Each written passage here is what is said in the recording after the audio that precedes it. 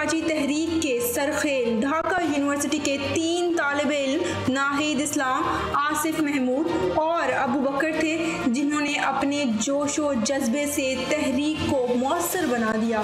3 तालिब इल्मों का ताल्लुक आम घरों से है और उनका कोई सियासी पस मंजर भी नहीं, ताहम तलबा हुकूक के लिए वो जद्दोजहद और मुजाहिरे करते रहे हैं। एहतजाज शुरू हुआ तो 19 जुलाई को पुलिस मोहम्मद नाहिद इस्लाम को घर से उठा ले गई। नाहिद जब बाजियाब हुआ तो उसके जिस्म के मुख्तलिफ हिस्सों पर चोट के निशानात थे और उसने खुद पर तशद्दुद का इल्जाम आयद करते हुए बताया। कुछ लोग आए और उसे दोस्त के घर से उठा कर ले गए, फिर मारा पीटा गया। जब उसकी आंख खुली तो उसने खुद को सड़क के किनारे पर पाया।